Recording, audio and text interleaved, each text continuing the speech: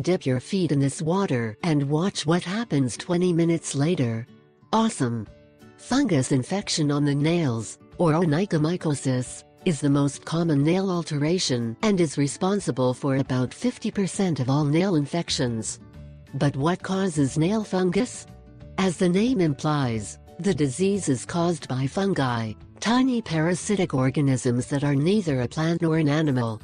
Fungi thrive in warm, moist environments, and feed on keratin, which is the main protein of nails, hair and skin. Nail fungus is a cause of overproduction of keratin in the nails, making them thicker and separating from their bed. The doctors say it cannot be true, but this kills the mushrooms right away. If you notice that you have the infection, you should remain calm as there are very effective natural remedies. All you need to do is immerse your feet in one of the following preparations. 1. Yogurt is one of the best cures for fungal infections that are generated on the fingers and toenails. Yogurt is basically a living bacterium. It has friendly microorganisms that help destroy infections. You can dip your feet or simply rub your feet with yogurt and do not touch until it dries. At the end you should rinse with cold water. 2.